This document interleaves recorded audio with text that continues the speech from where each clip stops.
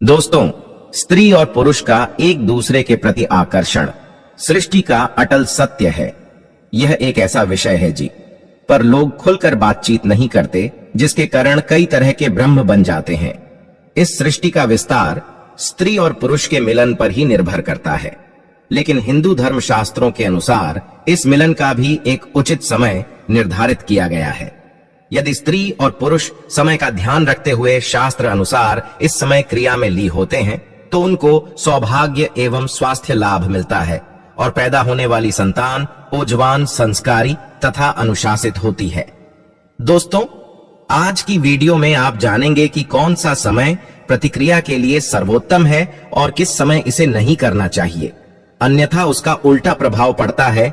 इसके साथ ही साथ हम आपको धर्म शास्त्रों में लिखित उन कर्म को भी बताएंगे जिससे कोई और पुरुष के संबंध मजबूत होते हैं और कमजोर भी। हमारे धर्म ग में छिपे इन्हीं रहस्यमय नियमों को जन के लिए इस वीडियो को अंत तक जरूर देखें। नमस्कार दोस्तों, स्वागत है आपका हमारे चैनल धर्म आस्था में। आपसे अनुरोध है कि चैनल को सब्सक्राइब कर लेने और कमेंट बॉक्स में जय श्री नारायण लिखकर परमात्मा को अपना आभार व्यक्त करें। दोस्तों, ब्रह्मा जी ने जब सृष्टि निर्माण का कार्य शुरू किया तो अपने योग बाल से विभिन्न जीवन को उत्पन्न किया। जब ब्रह्मा जी ने देखा कि इस विधि से अगर सृष्टि का विकास हुआ तो सृष्टि का विस्तार होने में बहुत समय गज आएगा। इस समस्या के हाल के रूप में ब्रह्मदेव ने स्त्री को उत्पन्न किया और मैं व्यवस्था से सृष्टि का विकास किया। दोस्तों, शास्त्रों के अनुसार मैथानी व्यवस्था के तहत स्त्री और पुरुष का मिलन तभी होना चाहिए जब संतान की इच्छा हो। पुराने में स्त्री और पुरुष का संबंध आनंद का विषय नहीं। अगर आप अपने आसपास की प्रकृति को देखें तो पाएंगे कि प्रकृति में इस नियम का पालन सभी जीव जंतु और पेड़ पौधे करते हैं। शास्त्रों में कई ऐसे उदाहरण मौजूद हैं जिससे यह झात होता है कि प्राचीन समय में संतान की कामना होने पर ही स्त्री और पुरुष संसार करते थे। अन्य समय में मित्रवत रहते हुए पति पत्नी सामाजिक क्रिया का निर्वहन करते थे। शास्त्रों में स्त्री पुरुष मिलन के लिए विशेष घड़ी निर्धारित है। विष्णु पुराण में कुछ दिन और कुछ प्रहार बताए गए हैं जो प्रतिक्रिया के लिए उचित नहीं है। संतान का निर्धारण भी प्रतिक्रिया के समय पर ही निर्भर करता है। ऐसे में हर पति पत्नी के लिए यह जानना आवश्यक हो जाता है कि यौन संबंध बनाने का सही समय क्या होना चाहिए। हिंदू धर्म शास्त्रों के अनुसार किसी भी समय संबंध बनाना बिल्कुल गलत है। ब्रह्मा व्यवहार पुराण के श्री कृष्ण खंड में स्पष्ट लिखा हुआ है कि सूर्योदय और सूर्यास्त के समय महिला पुरुष को संबंध कभी भी नहीं बनाने चाहिए। जो पति पत्नी ऐसा करते हैं वे रोगी और दरिद्र हो जाते हैं और उनसे पैदा होने वाली संतान भी अपने जीवन काल में विभिन्न रोगन और दरिद्रता को भगत हैं। महाभारत के अनुशासन पांव के अनुसार अमावस्या पर संबंध बनाने से निम्न यानी जैसे कि पशु इत्यादि में जन्म मिलता है। इसके साथ ही नरक की आत्माएं भी सनी पड़ती हैं। इसके अतिरिक्त पूर्णिमा, चतुर्दशी, अष्टमी तथा ग्रहण को संबंध नहीं बनाना चाहिए। इसके अलावा जन्माष्टमी, रामनवमी, बोली, शिवरात्रि, अपने जन्मदिन पर, अपने सेज संबंधियों की मृत्यु पर और मृत्यु कल आदि में कभी भी शारीरिक संबंध स्थापित नहीं करना चाहिए। जो स्त्री पुरुष इस नियम का काम करते हैं उनके घर में सुख, शांति, समृद्धि और आपसी प्रेम बना राहत है। जो ऐसा नहीं करते वह अपने घर में कला धन की हानि और आकस्मिक घटनाओं को आमंत्रित करने का कम करते हैं। आइए दोस्तों, अब आपको बताते हैं कि रति क्रिया के लिए सर्वोत्तम समय कौन सा है। रात्रि का पहले प्रहार प्रतिक्रिया के लिए सबसे उचित समय बताया गया है। रात्रि का प्रथम प्रहार रात 12 बजे तक माना गया है। इस प्रहार में की गई प्रतिक्रिया के फलस्वरूप ऐसी संतान प्राप्त होती है जो अपनी प्रवृत्ति तथा संभावनाओं में धार्मिक, सात्विक, अनुशासित, संस्कारवान, माता पिता से प्रेम रखना वाली, धर्म का कार्य करने वाली, यशस्वी और आज्ञाकारी होती है। शिवा का आशीर्वाद प्राप्त ऐसी संतानों की लंबी आयु तथा भाग्य प्रबल होता है।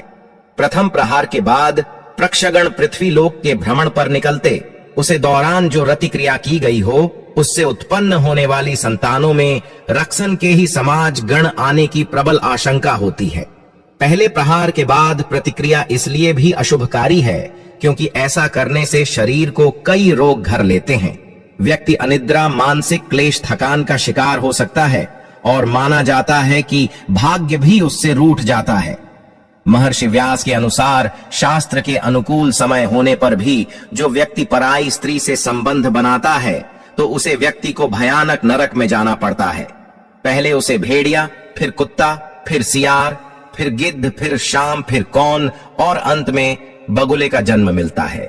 उसके पश्चात ही उसे मनुष्य जन्म प्रताप होती है। दोस्तों, हमारे धर्मशास्त्रों में कुछ विशेष नियम बताए गए हैं जिसके अनुरूप चलकर व्यक्ति को स्वास्थ्य लाभ, सौभाग्य तथा सामर्थ्यवान संतान की प्रताप होती है। आइए अब उन नियमों को जानते हैं। दोस्तों, हिंदू धर्मशास्त्रों के पहले नियम के अनुसार मनुष्यों के शरीर में बयान, समाज, अपन, उड़ान और प्राण नाम के 5 प्रकार की व्यू रहती है। इन पांचों में से एक अपन व्यू ही माल मूत्र, शुक्र, गर्भ और आरटीएवी को बाहर निकालना का कार्य करती है। इसमें से शुक्र को ही वीर्य भी कहा जाता है, यानी यह व्यू संभोग से संबंध रखती है। शास्त्रों के अनुसार जब इस व्यू की गति में फर्क आता है या यह किसी भी प्रकार से दुष्ट हो जाती है तो मूत्राशय और गुणा संबंधित रोग उत्पन्न होते हैं, जी वजह से संभोग की शक्ति पर भी असर पड़ता है। अपन वायु स्त्रियों में माहवारी, प्रजनन और यहां तक प्रतिक्रिया को भी नियंत्रित करने का कार्य करती है। इसलिए मनुष्यों को चाहिए वह अपने शरीर में इस व्यू को शुद्ध और गतिशील बनाए रखना के लिए अपने उदर यानी पेट को साफ रखें और निश्चित समय पर शौचालय से निवृत्ति हो। दोस्तों, दूसरा नियम कामसूत्र के रचयिता आचार्य वात्सायन द्वारा दिया गया है। उनका मानना था कि स्त्रियों को कम शास्त्र का ज्ञान होना बेहद जरूरी है, क्योंकि इस ज्ञान का प्रयोग पुरुषों से अधिक स्त्रियों को करना चाहिए। वे आगे लिखने हैं कि यदि स्त्री और पुरुष दोनों में ही इसका भरपूर ज्ञान हो तो चरण सुख की प्रताप होती है। वात्सायन के अनुसार सभी स्त्रियों को विवाह से पहले पिता के घर में और विवाह के पश्चात पति की अनुमति से काम शास्त्र की शिक्षा अवश्य लेनी चाहिए। इससे दाम्पत्य जीवन में स्थिरता बनी रहती है और पति अन्य स्त्रियों की ओर आकर्षित नहीं होता। इसलिए स्त्रियों को योग क्रिया का ज्ञान होना आवश्यक है ताकि वह काम कला में निपुण हो सके और पति को अपने प्रेम में बांध कर रख सके। साथ ही आचार्य वात्सायन बताते हैं कि स्त्रियों को अपने किसी विश्वसनीय विवाहित सखी, हम उम्र मौसी या बड़ी बहन, नंद या भाभी जिसे संभोग का आनंद प्राप्त हो चुका हो आदि से बिना किसी लज्जा के सर्वस्व की शिक्षा लेनी चाहिए। इन सब के अलावा हिंदू धर्म शास्त्रों में यह भी बताया गया है कि पवित्र मैन जान वाले वृक्षों के नीचे, सार्वजनिक स्थान पर, उद्यान में, शमशान घाट, वधस्थल और मंदिर में तथा ब्राह्मण और गुरु के निवास स्थान में संभोग नहीं करना चाहिए। यदि कोई व्यक्ति ऐसा करता है तो शास्त्र अनुसार उसको इसका बड़ा परिणाम भुगतना पड़ता है। हमारे धर्म ग में स्त्री पुरुष के प्रतिक्रिया के लिए रात्रि के पहले प्रहार को उचित माना गया है, लेकिन कई कर्मों को रात्रि के समय करने से कल्पना भी किया है। ज्योतिष शास्त्र के अनुसार डर रात तक जैन से कई ग्रहण के अशुभ प्रभाव का सामना करना पड़ता है। उदाहरणतः रात को डर तक जैन से चंद्रमा कमजोर हो जाता है। इसके कमजोर होने से स्मरण शक्ति कमजोर होती है। उमा मां का कारक ग्रह है। इसके कमजोर होने से मां अशांत और चिड़चिड़ा हो जाता है। इससे आपके नौकरी, व्यवसाय के साथ ही साथ आपसी संबंध के ऊपर भी प्रतिकूल प्रभाव पड़ता है। यही नहीं बल्कि सोने से पहले रुपए पैसों का हिसाब किताब भी नहीं करना चाहिए। इससे बुध ग्रह प्रतिकूल हो जाता है।